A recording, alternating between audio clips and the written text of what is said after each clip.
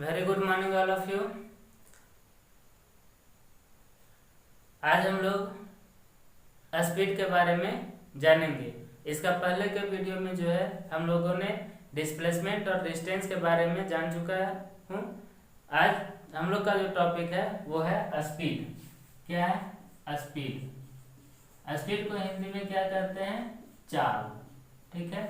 अब यहाँ चाल का मतलब जो है वो किसी ऑब्जेक्ट का रोड में चलना। ये नहीं कि अगर कोई आदमी जा रहा है तो उसका चाल कैसा है कि नहीं। जैसे गाना भी निकला होता है हिरनी जैसा चाल, तो वहां पर ये चाल हिरनी जैसे या कछुआ जैसे खरगोश जैसा चाल नहीं है। इस यहाँ पर जो चाल कहने का मतलब होता है कि the change in distance with respect to time, unit time. मतलब डिस्टेंस में जो यूनिट टाइम के रिस्पेक्ट में चेंजेस होगा वो हमारे यहाँ पर स्पीड कहलाएगा। मतलब the rate of change of distance with respect to unit time. तो स्पीड का क्या डिफिनेशन है? The rate of change of distance with respect to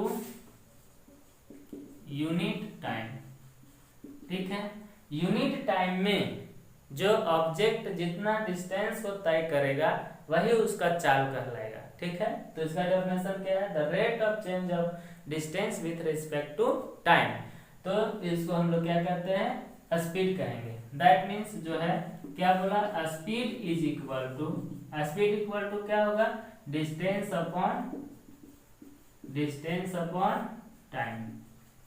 यही हमारा जो है स्पीड का फॉर्मूला निकल के आया था। किसमें? देखिए, रेट का मतलब क्या होता है? टाइम, है ना। विथ रिस्पेक्ट टू टाइम मतलब जो डिस्टेंस तय करेगा ऑब्जेक्ट वो किस रेट से किस टाइम से चेंज कर रहा है वही उसका स्पीड कहलाता है। जो स्पीड होता है वो हमारा स्केलर क्वांटिटी है। It is a scalar quantity. Speed कैसा है? तो स्केलर क्वांटिटी है। अगर इसका हम लोग यूनिट का बात करें, यूनिट किसका? यूनिट का, तो डिस्टेंस का क्या होता है? मीटर। और इसका क्या होता है? टाइम का? सेकेंड। तो इसका हो जाएगा मीटर पर सेकेंड। समझे? तो यहाँ पर देखे ये स्पीड क्या है? The change in distance with respect to time is called speed, है ना। या फिर इसको हम लोग कह सकते हैं the rate of change of distance with respect to time is called its speed. That is speed is equal to क्या होगा? Distance upon time. और जो स्पीड है वो कैसा क्वांटिटी है? Scalar quantity. क्यों? क्योंकि ये जो है डिस्टेंस पर डिपेंड करता है। इससे जो है इसका जो क्वांटिटी है वो फिजिकल क्वांटिटी जो है वो स्केलर क्वांटिटी है। और इसका यूनिट की बात करें तो इसका स्पीड का जो यूनिट होता है वो मीटर पर सेकेंड होता है। ठीक है। अब यही इक्वेशन अगर हम इसको 1 मान लें तो इसी इक्वेशन से देखिए क्या क्या आता है। स्पीड पहला पॉइंट है इसमें कि डिस्टेंस, देखिए यही से निकल कर आएगा। डिस्टेंस इज इक्वल टू क्या लिख सकते हैं? Speed into time. Speed into time. और दूसरा पॉइंट यहाँ पर क्या लिख सकते हैं कि टाइम इज इक्वल टू क्या होगा? Distance upon speed. अगर हमें डिस्टेंस निकालना है, अगर कोई ऑब्जेक्ट का डिस्टेंस कितना दूर गया तो उसका हम लोग क्या करेंगे? उस ऑब्जेक्ट का स्पीड और उसका कितना टाइम लिया उसको मल्टीप्लाई कर देंगे तो डिस्टेंस निकल जाएगा। और अगर यहाँ पर टाइम निकालना हो तो कितना दूरी तय किया, कितना स्पीड से जा रहा था, तो डिस्टेंस को क्या करेंगे? स्पीड से उसको डिवाइड कर देंगे तो हमारा निकल जाएगा कि इसका कितना टाइम टेकन लगा था। तो यह है हमारा क्या कि स्पीड के बारे में है। क्या स्पीड क्या है? The rate of change of distance with respect to time is called speed, है ना। Speed is equal to distance upon time. Speed क्या है? तो एक हमारा स्केलर क्वांटिटी है और इसका जो यूनिट होता है वो मीटर पर सेकेंड होता है। जो स्पीड है वो ऑलवेज पॉजिटिव होता है। ठीक है। यहाँ दूसरा नेक्स्ट पॉइंट है कि स्पीड ऑलवेज पॉजिटिव। स्पीड जो है वो हमेशा पॉजिटिव होता है। Is it clear? अब हम लोग यहाँ देखते हैं कि रिलेशन बिटवीन स्पीड और टाइम के बीच में कैसा रिलेशन है। ठीक है। यहाँ तक क्लियर है?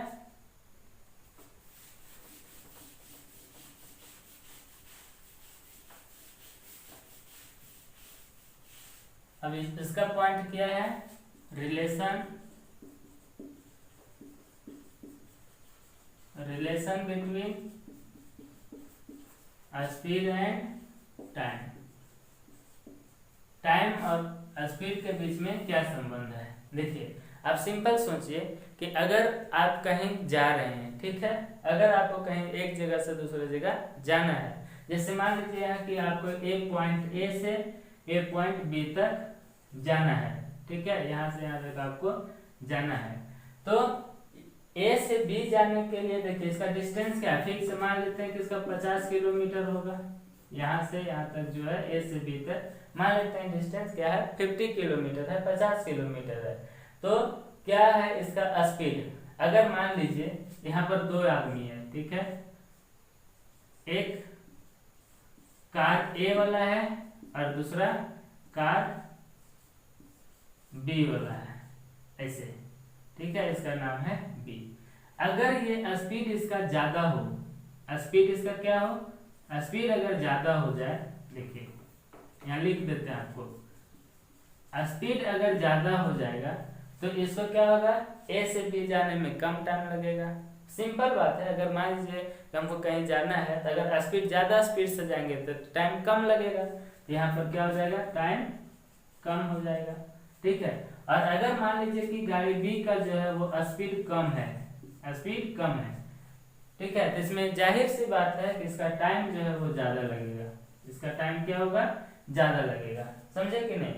तो यहाँ पर देख रहे हैं कि जब स्पीड बढ़ रहा था तो टाइम कम लग रहा है, और जब स्पीड कम हो रहा था तो टाइम ज्यादा लग रहा था। इसका मतलब है कि एक बढ़ रहा है तो दूसरा घट रहा है, जो है पहला अगर घट रहा है तो दूसरा बढ़ रहा है, मतलब कैसा रिलेशन है, उल्टा रिलेशन है, एक बढ़ेगा तो दूसरा घटेगा, समझे कि नहीं, या तो फिर पहला बढ़ेगा, पहला घटेगा तो दूसरा बढ़ेगा। इसका मतलब है कि जो रिलेशन है इसके बीच में, किसके बीच में, स्पीड और इसके बीच में जो है टाइम के बीच में, वो हमारा इनवर्स रिलेशन है। कैसा रिलेशन है, इनवर्स रिलेशन, इनवर्स रिलेशन,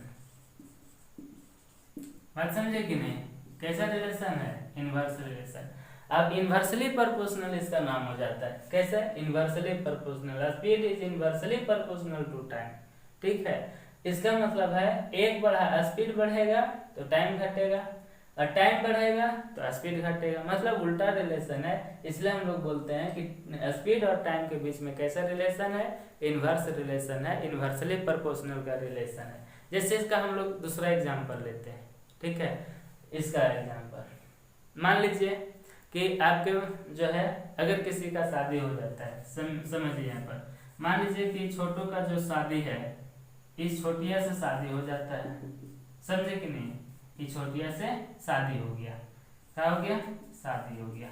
और इस छोटुआ का जो है एक गर्लफ्रेंड यहाँ भी है, क्या है, गर्लफ्रेंड यहाँ भी है। ये जो छोटुआ का जो है, ये जो छोटू है ना, इसका गर्लफ्रेंड ही है, समझे कि नहीं। अब देखिए यहाँ पर मजा तब आएगा जब यहाँ ऐसा रिलेशन में आ जाए, देखिए ऐसा, ठीक है, एक तरफ देखिए, एक तरफ क्या है, इसकी गर्लफ्रेंड और एक तरफ इसकी वाइफ है। देखिए अगर ये छोटू जो है जीएफ को, अपनी गर्लफ्रेंड को ध्यान देगा, ज्यादा इसका मान सम्मान करेगा, क्या होगा, इसकी बीवी रूठ जाएगी। मतलब देखिए अगर इसका जो है वैल्यू ज्यादा दे रहा है तो इसका वैल्यू कम हो जा रहा है यहाँ पर, समझे कि नहीं। अगर दूसरा केस में हम लोग बात करते हैं कि अगर इसका वैल्यू कम देगा तो इसका वैल्यू ज्यादा दे रहा होगा, तो क्या है, बीवी और गर्लफ्रेंड के बीच में कैसा रिलेशन, इनवर्स रिलेशन है, समझे कि नहीं। हाँ, तो यहाँ पर जो छोटू बेचारा कंफ्यूज हो जाता है कि ये जो है छोटी लिख दिए हैं, छोटू होता, छोटू हो जाता है कि नहीं। तो ये जो छोटू बेचारा कंफ्यूज में हो गया, एक ही साथ दोनों आ गए, है कि नहीं। तो यहाँ पर देखिए क्या है, एक तरफ घर वाली, एक तरफ बाहर वाली है, समझे कि नहीं। तो यहाँ पर देखिए इसका क्या हो जा रहा है कि जब ये अपना जीएफ पर ध्यान देता है छोटुआ, तो इसकी वाइफ जो है गुस्सा जाती है, गुस्सा जाएगी, मतलब एक इसको खुश करता है तो ये नाराज हो जाती है, और इसको खुश करता है तो ये नाराज हो जाती है। इसलिए कहा जाता है कि वो जो है गर्लफ्रेंड और वाइफ के बीच में कभी बाना नहीं बनता है, दोनों एक दूसरे का कट्टर दुश्मन है कि नहीं। तो कैसा रिलेशन, इनवर्स रिलेशन। अब इसी में एक आता है क्या, डायरेक्टली प्रोपोर्शनल, समानुपाती। वो कहता है डायरेक्टली प्रोपोर्शनल, आपको कहता है कि एक बढ़ेगा तो दोनों बढ़ेगा, दूसरा भी बढ़ेगा, और दूसरा घटेगा तो पहला भी घटेगा। जैसे मान लीजिए कि एक स्टूडेंट है, ठीक है, एक स्टूडेंट अगर जितना ज़्यादा मेहनत करेगा, जितना ज़्यादा मेहनत करेगा उसका उतना ही क्या होगा, अच्छा मार्क्स आएगा, उसका उतना ही अच्छा रिजल्ट होगा, ठीक है। तो यहाँ पर क्या हो रहा है, देखिए ये समझ गए ना कि इनवर्सली प्रोपोर्शनल कैसे है। सो अब यहाँ पर आपको नोट में बता देते हैं डायरेक्टली प्रोपोर्शनल का क्या होता है। नोट, डायरेक्टली प्रोपोर्शनल, इसका हिंदी होता है समानुपाती, समानुपाती, और उसका था व्युत्क्रमानुपाती। अब देखिए डायरेक्टली प्रोपोर्शनल क्या कहता है कि एक बढ़ेगा तो दूसरा भी बढ़ेगा। जैसे मान लीजिए कि यहाँ पर आपको एग्जांपल दें इसका, मजदूर का एग्जांपल देते हैं आपको, मजदूर और काम का, कार्य का, समझे, कार्य का एग्जांपल देते हैं। कैसा है देखिए, अगर अभी देख ली, सिंपल बात है, अभी खेती का दिन है, समझे कि नहीं, अभी धान उनका रोपाई हो रहा है। तो यहाँ पर देखिए अगर ज्यादा जो मजदूर लगाएगा, ठीक है, अगर ज्यादा मजदूर की संख्या है तो काम भी ज्यादा होगा, समझे कि नहीं, काम ज्यादा होगा। अगर काम ज्यादा हो रहा है इसका मतलब क्या है, मजदूर वहां पर ज्यादा है। जैसे मान लीजिए कि इतना बड़ा आपके पास खेत है, इतना बड़ा आपके पास क्या है, खेत है, और मान लीजिए कि 10 कट्ठा का है, 10 कट्ठा का आपका खेत है, समझे कि नहीं। तो अगर मान लीजिए इसमें हम 2 ही मजदूर को लगा दें, 2 मजदूर को लगा दें, तो निश्चित है कि ज्यादा टाइम तक इसको काम करना पड़ेगा, है ना, कम काम होगा इतना में, 2 मजदूर है तो कम ही ना काम कर पाएगा। अगर मान लीजिए इसमें 10 मजदूर लगा देंगे तो जल्दी काम हो जाएगा, समझे कि नहीं। तो यहाँ पर क्या हो रहा है कि ज्यादा मजदूर अगर कर रहे हैं तो काम भी हमारा ज्यादा होगा, और अगर इसमें काम ज्यादा करवाना है तो मजदूर ज्यादा लगाना पड़ेगा। लेकिन यही चीज अगर हम इसमें आते हैं, मजदूर और समय के बीच में आ जाते हैं, तो यहाँ पर क्या होगा, अगर ज्यादा मजदूर लगा देंगे तो कम समय लगेगा, समझे कि नहीं, और अगर ज्यादा समय लग रहा है इसका मतलब कम मजदूर होगा। तो इस तरह से जो है इसका समानुपाती कहता है कि एक बढ़ेगा तो दोनों बढ़ेगा, और एक घटेगा तो दोनों घटेगा, समझे।